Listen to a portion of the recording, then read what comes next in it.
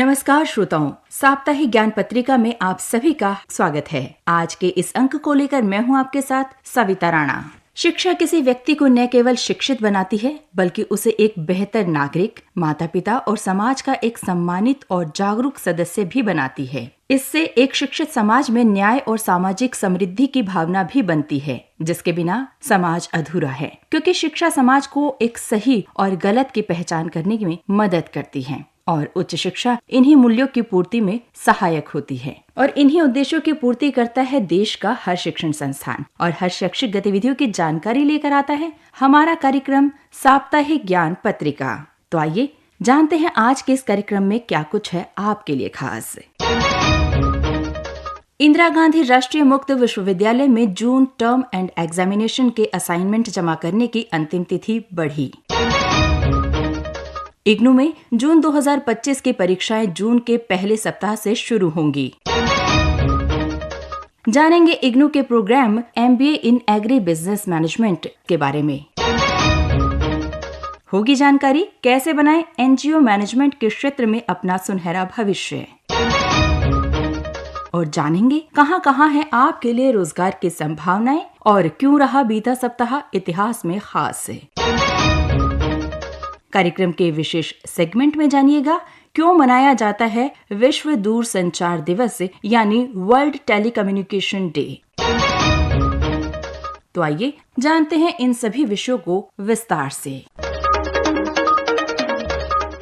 इंदिरा गांधी राष्ट्रीय मुक्त विश्वविद्यालय यानी इग्नू ने ऑनलाइन और ODL कार्यक्रमों के लिए जून 2025 के टर्म एंड एग्जामिनेशन परीक्षाओं के लिए assignment, project, report, field work, journal, practicum, शोध प्रबंधन और इंटर्नशिप रिपोर्ट जमा करने की अंतिम तिथि अब 31 मई 2025 तक बढ़ा दी गई है। छात्र अपने असाइनमेंट जमा करने के लिए कुछ निर्देशों का पालन कर सकते हैं। अभ्यर्थी अपने अध्ययन केंद्र या क्षेत्रीय केंद्र में असाइनमेंट जमा कर सकते हैं, जो क्षेत्रीय केंद्र द्वारा जारी दिशा निर्देशों के अनुसार होना चाहिए। असाइनमेंट पर अपनी संपर्क जानकारी जैसे कार्यक्रम कोड, पाठ्यक्रम कोड, नामांकन संख्या, ईमेल और फोन नंबर का उल्लेख करना अनिवार्य है। प्रत्येक कोर्स में असाइनमेंट को एकल दस्तावेज के रूप में जमा करें। ध्यान रखें कि अलग अलग पृष्ठ सबमिट ना करें और 2 कोर्स के असाइनमेंट को एक साथ दस्तावेज में संयोजित ना करें।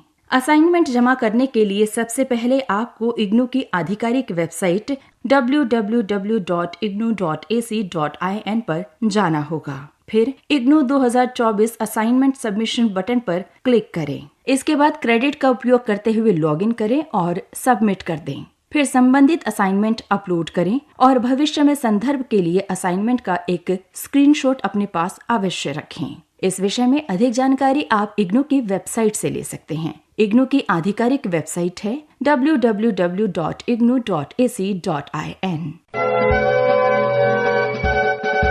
इग्नू में जून 2025 की परीक्षाएं जून के पहले सप्ताह से शुरू होकर पूरे महीने तक आयोजित की जाएंगी। परीक्षा केंद्र में हॉल टिकट ले जाना अनिवार्य है। साथ ही एक मान्य फोटो पहचान पत्र भी साथ रखना होगा। छात्रों को सलाह दी जाती है कि हॉल टिकट जारी होते ही इसे डाउनलोड कर लें और उसमें दी गई सभी जानकारियों को ध्यानपूर्वक जांच लें। परीक्षा के दिन हॉल टिकट के साथ वैध पहचान पत्र लेकर जाना आवश्यक है। हॉल टिकट में छात्र का नाम, नामांकन संख्या, परीक्षा केंद्र का पता, परीक्षा तिथि, सत्र का समय और अन्य महत्वपूर्ण निर्देश शामिल होते हैं। विश्वविद्यालय हॉल टिकट ईमेल या डाक द्वारा नहीं भेजेगा, इसलिए इसे केवल ऑनलाइन ही डाउनलोड किया जा सकता है। इस विषय में आप अधिक जानकारी इग्नू की आधिकारिक वेबसाइट से ले सकते हैं। इग्नू की वेबसाइट है www.ignu.ac.in।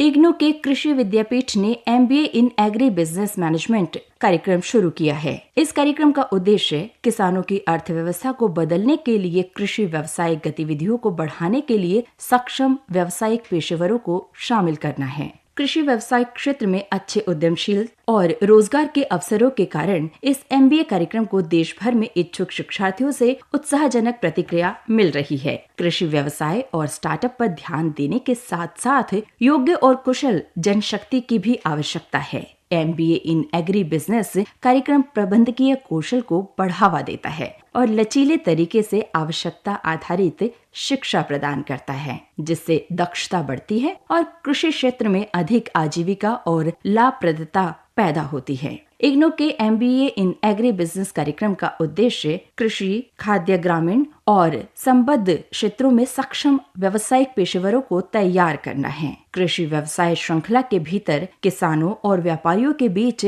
स्टार्टअप और उद्यमशीलता को बढ़ावा देना इस कार्यक्रम का मुख्य उद्देश्य है। MBA इन एग्री बिजनेस कार्यक्रम कृषि व्यवसाय प्रबंधन और नीतियों, परियोजना प्रबंधन, कमोडिटी ट्रेडिंग, उत्पादन और आपूर्ति श्रृंखला प्रबंधन के साथ ही ये एक महत्वपूर्ण परियोजना कार्यक्रम पर केंद्रित है। ये कार्यक्रम 2 वर्ष की अवधि का है और किसी भी विषय में स्नातक इस कार्यक्रम में प्रवेश के पात्र हैं। कार्यक्रम के बारे में आप विस्तृत जानकारी इग्नू की आधिकारिक वेबसाइट से ले सकते हैं। वेबसाइट है www.ignu.ac.in।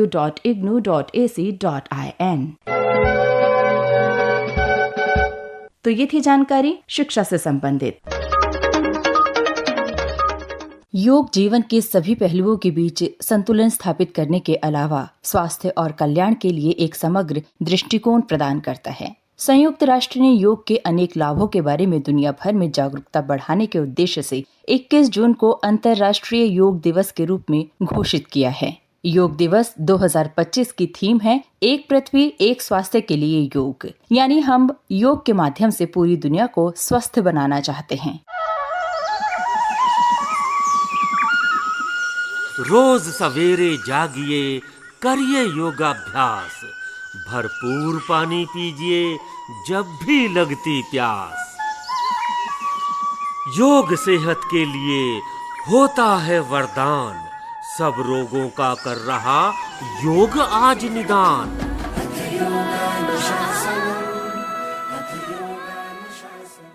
आप सुन रहे हैं साप्ताहिक ज्ञान पत्रिका ज्ञानवाणी FM 105.6 मेगाहर्ट्ज पर। आइए लेते हैं जानकारी कैसे बना सकते हैं आप NGO मैनेजमेंट में अपना सुनहरा भविष्य।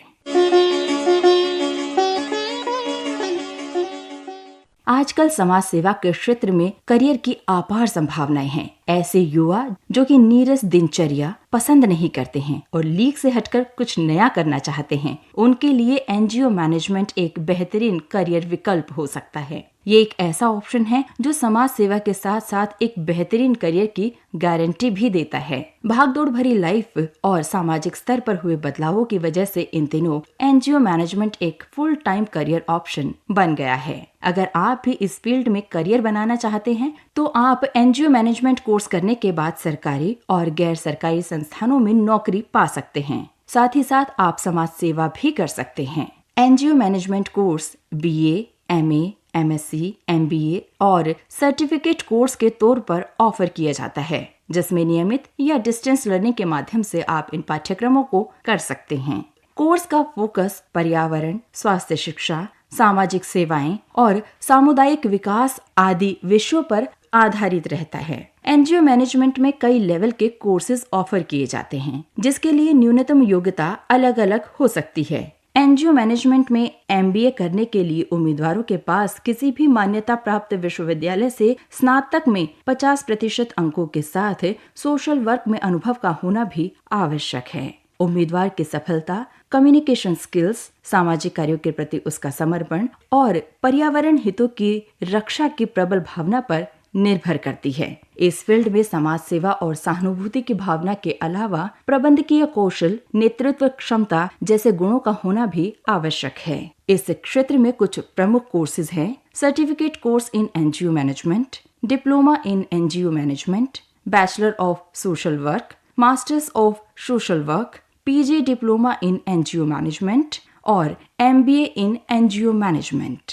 बात करें करियर की तो NGO मैनेजमेंट कोर्स पूरा करने के बाद उम्मीदवार को राष्ट्रीय और अंतर्राष्ट्रीय स्तरों के NGO में काम करने का अवसर मिलता है। तो ये थी जानकारी कैसे बनाएं NGO मैनेजमेंट में अपना भविष्य।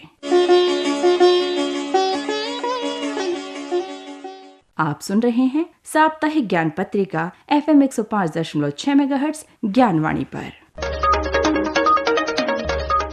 आइए जानकारी लेते हैं कहां कहां है आपके लिए रोजगार की संभावनाएं। पंजाब एंड सिंध बैंक में बैंक मेडिकल कंसल्टेंट के पदों के लिए आवेदन पत्र आमंत्रित किए जा रहे हैं। इन पदों के लिए आवेदन करने की अंतिम तिथि 23 मई 2025 है। इस विषय में अधिक जानकारी के लिए आप देख सकते हैं पंजाब एंड सिंध बैंक की आधिकारिक वेबसाइट है www.punjabandsindhbank.co.in। यूपीएससी यानी the union public service commission में असिस्टेंट माइनिंग इंजीनियर्स और ट्रेनिंग ऑफिसर्स के पदों के लिए आवेदन पत्र आमंत्रित किए जा रहे हैं। इन पदों के लिए आप 29 मई 2025 तक आवेदन कर सकते हैं। इस विषय में अधिक जानकारी के लिए देखें यूपीएससी की आधिकारिक वेबसाइट है www.upsc.gov.in। HPCL यानी हिंदुस्तान पेट्रोलियम कॉरपोरेशन लिमिटेड में जूनियर एग्जीक्यूटिव के पदों के लिए आवेदन पत्र आमंत्रित किए जा रहे हैं। इन पदों के लिए आवेदन करने की अंतिम तिथि 21 मई 2025 है। अधिक जानकारी के लिए आप देखें HPCL की आधिकारिक वेबसाइट है www.hindustanpetroleum.com। तो ये थी जानकारी कहां कहां है आपके लिए रोजगार की संभावनाएं। आप सुन रहे हैं साप्ताहिक ज्ञान पत्रिका FM 105.6 मेगाहर्ट्ज ज्ञानवाणी पर। अब जानते हैं क्यों रहा बीता सप्ताह इतिहास में खास। 12 मई 1459 को राव जोधा ने जोधपुर की स्थापना की। 13 मई 1952 को स्वतंत्र भारत के पहले संसद सत्र की शुरुआत हुई। 14 मई 1962 को डॉक्टर सर्वपल्ली राधाकृष्णन भारत के दूसरे राष्ट्रपति के रूप में चुने गए। 15 मई को हर वर्ष अंतर्राष्ट्रीय परिवार दिवस यानी इंटरनेशनल डे ऑफ फैमिलीज के रूप में मनाया जाता है। इस दिन को मनाने की शुरुआत वर्ष 1994 से हुई। 16 मई 1975 में सिक्किम को 22वें राज्य के रूप में भारतीय संघ में शामिल किया गया। तो ये थी जानकारी क्यों रहा बीता सप्ताह इतिहास में खास। आप सुन रहे हैं साप्ताहिक ज्ञान पत्रिका ज्ञानवाणी FM 105.6 मेगाहर्ट्ज पर। कार्यक्रम के विशेष सेगमेंट में आइए अब जानते हैं क्यों मनाया जाता है विश्व दूरसंचार दिवस यानी वर्ल्ड टेलीकम्युनिकेशन डे।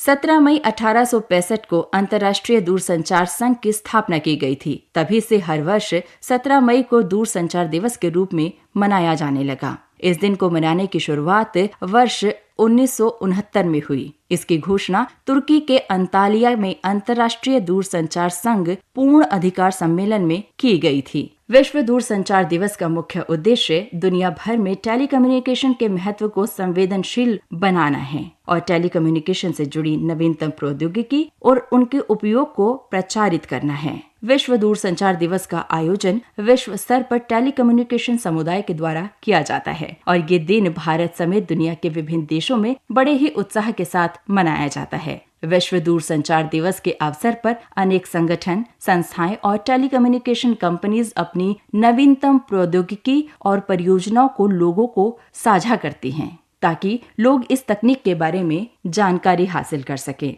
विश्व दूरसंचार दिवस अनेक वर्षों से मनाया जाता रहा है। विश्व दूरसंचार दिवस को मनाकर हम टेलीकम्युनिकेशन के महत्व को अधिक से अधिक जान पाते हैं। तो ये थी जानकारी क्यों मनाया जाता है विश्व दूरसंचार दिवस यानी वर्ल्ड टेलीकम्युनिकेशन डे।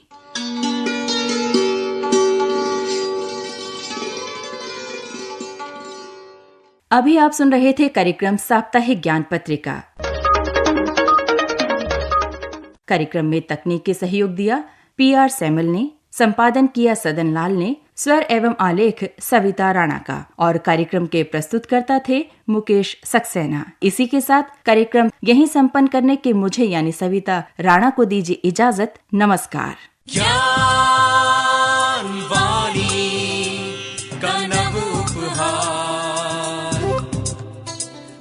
शिक्षा